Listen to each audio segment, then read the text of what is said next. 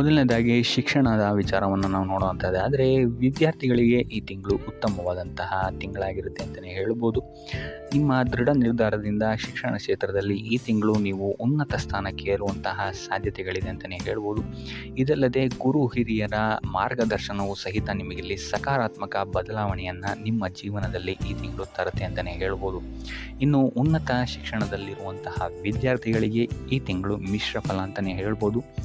ಆತ್ಮವಿಶ್ವಾಸ ಬೆಳೆಸಿಕೊಳ್ಳೋದು ನಿಮಗಿಲ್ಲಿ ಉತ್ತಮವಾಗಿರುತ್ತೆ ಅಂತಲೇ ಹೇಳ್ಬೋದು. ಸೊ ನೀವು ನಿರೀಕ್ಷಿಸಿದಂತಹ ಫಲಿತಾಂಶಗಳು ನಿಮಗೆ ಈ ತಿಂಗಳು ಹೆಚ್ಚಾಗಿಯೇ ಸಿಗುತ್ತೆ ಅಂತಲೇ ಹೇಳ್ಬೋದು. ಇನ್ನು ನೀವೇನಾದರೂ ಸ್ಪರ್ಧಾತ್ಮಕ ಪರೀಕ್ಷೆಯಲ್ಲಿ ಏನಾದರೂ ಭಾಗಿಯಾಗ್ತಾ ಇದ್ದೀರಾ ಅಂತ ಹೇಳಿದ್ರು ಸಹಿತ ನಿಮ್ಮ ನಿರೀಕ್ಷೆಯ ಫಲಿತಾಂಶ ಇಲ್ಲಿ ನಿಮಗೆ ಸಿಗುತ್ತೆ ಅಂತಲೇ ಹೇಳ್ಬೋದು.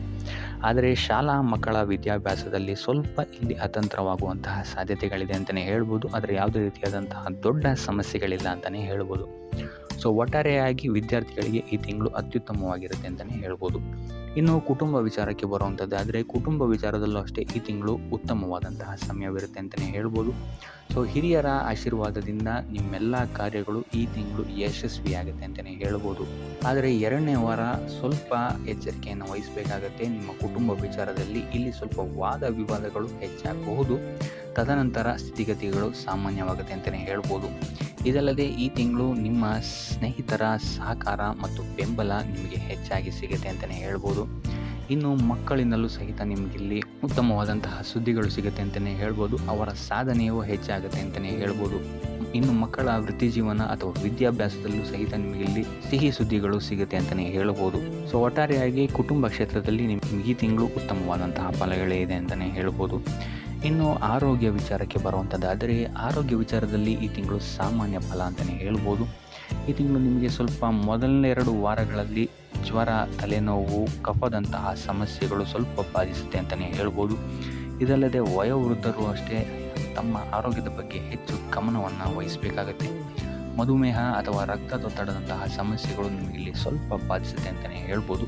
ಸೊ ನಿಮ್ಮ ಆಹಾರದ ಬಗ್ಗೆ ಹೆಚ್ಚು ಗಮನವನ್ನು ಹರಿಸುವಂಥದ್ದು ಉತ್ತಮವಾಗಿರುತ್ತೆ.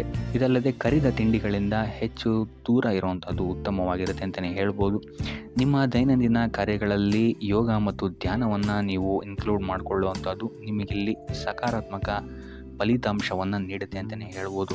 ಇನ್ನು 3ನೇ ವಾರದ ನಂತರ ನಿಮಗಿಲ್ಲಿ ನಿಮ್ಮ ಆರೋಗ್ಯದಲ್ಲಿ ಸ್ಥಿರತೆಯನ್ನು ನೀವು ನೋಡ್ತೀರ ಅಂತಲೇ ಹೇಳ್ಬೋದು. ಇನ್ನು ಇದಲ್ಲದೆ ನಿಮ್ಮ ಪೋಷಕರು ಅಥವಾ ನಿಮ್ಮ ಸಂಗಾತಿಯ ಆರೋಗ್ಯದ ಪರಿಣಾಮವಾಗಿ ನೀವಿಲ್ಲಿ ಸ್ವಲ್ಪ ಖರ್ಚನ್ನು ಮಾಡಬೇಕಾದಂತಹ ಸಾಧ್ಯತೆಗಳು ಬರಬಹುದು ಕೊನೆಯ ವಾರದಲ್ಲಿ. ಸೊ ಸ್ವಲ್ಪ ಆರೋಗ್ಯದ ಬಗ್ಗೆ ಹೆಚ್ಚು ಗಮನ ವಹಿಸುವಂಥದ್ದು ಈ ತಿಂಗಳು ಉತ್ತಮವಾಗಿರುತ್ತೆ. ಇನ್ನು ವೃತ್ತಿ ಜೀವನವನ್ನು ನಾವು ನೋಡುವಂಥದ್ದಾದರೆ ವೃತ್ತಿ ಜೀವನದಲ್ಲಿ ಈ ತಿಂಗಳು ನಿಮಗೆ ಅಷ್ಟಾಗಿ ಉತ್ತಮವಲ್ಲದ ಸ್ಥಿತಿ ಇದೆ ಅಂತಲೇ ಹೇಳ್ಬೋದು. ಯಾಕಂತ ಹೇಳಿದ್ರೆ ಈ ತಿಂಗಳು ನಿಮಗೆ ಅನಿರೀಕ್ಷಿತ ಬದಲಾವಣೆಗಳು ಹೆಚ್ಚಾಗಿ ಕಾರಣಕ್ಕೆ ಸಿಗುತ್ತೆ ಅಂತಲೇ ಹೇಳ್ಬೋದು. ಸೊ ಇದರಿಂದಾಗಿ ಇಲ್ಲಿ ನೀವು ಸ್ವಲ್ಪ ತೊಂದರೆಯನ್ನು ಎದುರಿಸಬೇಕಾಗಬಹುದು. ಈ ಹಿಂದೆ ಮಾಡಿದಂತಹ ತಪ್ಪುಗಳು ಈಗ ಸ್ವಲ್ಪ ಕಣ್ಮುಂದೆ ಬರುತ್ತೆ ಅಂತಲೇ ಹೇಳ್ಬೋದು. ಸೊ ಇದರಿಂದಾಗಿ ಇಲ್ಲಿ ನಿಮ್ಮ ಮೇಲಾಧಿಕಾರಿಗಳು ನಿಮ್ಮೊಂದಿಗೆ ಸ್ವಲ್ಪ ವಾದ ವಿವಾದಗಳನ್ನು ಮಾಡುವಂತಹ ಸಾಧ್ಯತೆ ಹೆಚ್ಚಾಗಿದೆ ಅಂತಲೇ ಹೇಳ್ಬೋದು. ಇನ್ನು ಇದಲ್ಲದೆ 2ನೇ ವಾರದ ನಂತರ ಇಲ್ಲಿ ನಿಮಗೆ ನಿಮ್ಮ ಕಾರ್ಯಕ್ಷೇತ್ರದಲ್ಲಿ ಕಾರ್ಯದ ಹೊರೆ ಹೆಚ್ಚಾಗುತ್ತೆ ಅಂತಲೇ ಹೇಳ್ಬೋದು. ಅಥವಾ ನಿಮಗೆ ಸ್ಥಾನ ಬದಲಾವಣೆ ಆಗುವಂತಹ ಸಾಧ್ಯತೆಯು ಸಹಿತ ಹೆಚ್ಚಾಗಿದೆ ಅಂತಲೇ ಹೇಳ್ಬೋದು. ಸೊ ಇದರಿಂದಾಗಿ ಇಲ್ಲಿ ನಿಮಗೆ ನಿಮ್ಮ ಖ್ಯಾತಿ ಮತ್ತು ಸ್ವಾಭಿಮಾನಕ್ಕೆ ಸ್ವಲ್ಪ ತೊಂದರೆಗಳು ಬರಬಹುದು. ಸೊ ನೀವು ಆದ್ದರಿಂದ ಹೆಚ್ಚು ಪರಿಶ್ರಮವನ್ನು ಪಡಬೇಕಾದಂತಹ ಸಾಧ್ಯತೆಗಳು ಈ ತಿಂಗಳು ಇದೆ ಅಂತಲೇ ಹೇಳ್ಬೋದು. ಸೊ ಕೊನೆಯ ವಾರದಲ್ಲಿ ನಿಮಗಿಲ್ಲಿ ಸ್ಥಿತಿಗತಿಗಳು ಸಕಾರಾತ್ಮಕವಾಗಿ ಪರಿವರ್ತನೆ ಆಗುತ್ತೆ ಅಂತಲೇ ಹೇಳ್ಬೋದು. ಇನ್ನು ನೀವೇನಾದರೂ ಕೆಲಸ ಬದಲಾವಣೆಗೆ ಏನಾದರೂ ನೋಡ್ತಾ ಇದ್ದೀರಾ ಅಂತ ಹೇಳಿದ್ರೆ ಈ ತಿಂಗಳು ಅಷ್ಟು ಉತ್ತಮವಾಗಿಲ್ಲ ಅಂತಲೇ ಹೇಳ್ಬೋದು. ಸೊ ಆದಷ್ಟು ಸತತ ಪ್ರಯತ್ನವನ್ನು ನೀವು ಹೆಚ್ಚಾಗಿ ಮಾಡಬೇಕಾಗುತ್ತೆ. ಯಾವುದೇ ರೀತಿಯಾದಂತಹ ಆತುರದ ನಿರ್ಧಾರಗಳಿಂದ ನೀವು ಈ ತಿಂಗಳು ದೂರ ಇರುವಂಥದ್ದು ಉತ್ತಮವಾಗಿರುತ್ತೆ. ಇರುವಂತಹ ಉದ್ಯೋಗದಲ್ಲೇ ಮುಂದುವರಿಯುವಂಥದ್ದು ಸಹಿತ ನಿಮಗಿಲ್ಲಿ ಸ್ವಲ್ಪ ರಿಲೀಫನ್ನು ಕೊಡುತ್ತೆ ಅಂತಲೇ ಹೇಳ್ಬೋದು. ಇನ್ನು ಹೊಸದಾಗಿ ಉದ್ಯೋಗವನ್ನು ಹುಡುಕ್ತಾ ಇರೋಂಥವರಿಗೆ ಈ ತಿಂಗಳು ನಿಮಗೆ ಮಿಶ್ರ ಫಲ ಅಂತಲೇ ಹೇಳ್ಬೋದು. ಸೊ ಸತತ ಪ್ರಯತ್ನದ ಅವಶ್ಯಕತೆ ಈ ತಿಂಗಳು ನಿಮಗೆ ಹೆಚ್ಚಾಗಿ ಇದೆ ಅಂತಲೇ ಹೇಳ್ಬೋದು. ಸೊ ಕಾರ್ಯಕ್ಷೇತ್ರದಲ್ಲಿ ನೀವು ಈ ತಿಂಗಳು ಸ್ವಲ್ಪ ನಿಮ್ಮ ಕೋಪವನ್ನು ಹಿಡಿತದಲ್ಲಿಟ್ಕೊಳ್ಳುವಂಥದ್ದು ಉತ್ತಮವಾಗಿರುತ್ತೆ. ಸೊ ತಾಳ್ಮೆಯೊಂದೇ ನಿಮಗೆ ಈ ತಿಂಗಳು ನಿಮಗೆ ನಿಮ್ಮ ವೃತ್ತಿ ಜೀವನದಲ್ಲಿ ಯಶಸ್ಸನ್ನು ಸಿಗಲು ಸಾಧ್ಯವಾಗುವಂಥ ಏಕೈಕ ಮಾರ್ಗ ಅಂತ ಹೇಳ್ಬೋದು. ಸೊ ಅದರಿಂದ ಕಾರ್ಯಕ್ಷೇತ್ರದಲ್ಲಿ ಹೆಚ್ಚು ಗಮನ ವಹಿಸುವಂಥದ್ದು ಉತ್ತಮವಾಗಿರುತ್ತೆ. ಇನ್ನು ಆರ್ಥಿಕ ಸ್ಥಿತಿಯನ್ನು ನಾವು ನೋಡುವಂಥದ್ದಾದರೆ ಆರ್ಥಿಕ ಸ್ಥಿತಿ ಈ ತಿಂಗಳು ಅನುಕೂಲಕರವಾಗಿರುತ್ತೆ ಅಂತಲೇ ಹೇಳ್ಬೋದು. ಈ ತಿಂಗಳು ನಿಮಗೆ ಹೆಚ್ಚುವರಿ ಆದಾಯ ಹೊಂದಿರ್ತೀರಾ ಅಂತಲೇ ಹೇಳ್ಬೋದು. ಇನ್ನು ನೀವೇನಾದ್ರು ಹೂಡಿಕೆ ಮಾಡಿದರೆ ಇದುವರೆಗೂ ಮಾಡಿರುವಂತಹ ಹೂಡಿಕೆಗಳಲ್ಲಿ ನಿಮಗೆ ಉತ್ತಮವಾದಂತಹ ಲಾಭ ಸಿಗುತ್ತೆ ಅಂತಲೇ ಹೇಳ್ಬೋದು.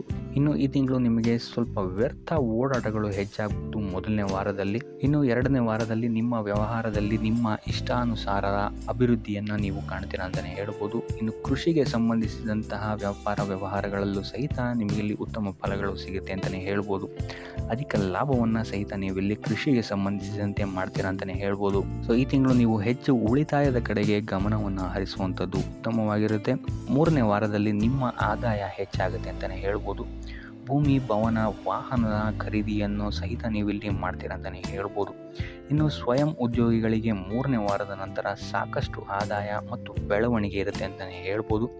ಇನ್ನು ಪಾಲುದಾರಿಕೆಯ ವ್ಯಾಪಾರದಲ್ಲಿರುವಂಥವರಿಗೆ ಇದು ಉತ್ತಮ ಸಮಯ ಆಗಿರಲ್ಲ. ಸೊ ಆದಷ್ಟು ಎಚ್ಚರಿಕೆಯನ್ನು ನೀವು ವಹಿಸಬೇಕಾಗತ್ತೆ. ಇನ್ನು ಸಣ್ಣ ಹೂಡಿಕೆ ಮಾಡಿರುವಂತಹವರಿಗೆ ಈ ತಿಂಗಳು ಸಾಮಾನ್ಯ ಫಲ ಅಂತಲೇ ಹೇಳ್ಬೋದು. ಸೊ ಆದಷ್ಟು ಐಷಾರಾಮಿ ವಸ್ತುಗಳ ಮೇಲೆ ಖರ್ಚು ಮಾಡೋದನ್ನು ನೀವು ನಿಯಂತ್ರಿಸುವಂಥದ್ದು ಉತ್ತಮವಾಗಿರುತ್ತೆ. ಇನ್ನು ಉಪಾಯ ವಿಚಾರಕ್ಕೆ ಬರುವಂಥದ್ದಾದರೆ ಲಕ್ಷ್ಮೀ ವೆಂಕಟೇಶ್ವರನ ಪೂಜೆಯನ್ನು ಮಾಡುವಂಥದ್ದು ನಿಮಗಿಲ್ಲಿ ಸಹಕಾರಿಯಾಗಿರುತ್ತೆ ಅಂತಲೇ ಹೇಳ್ಬೋದು.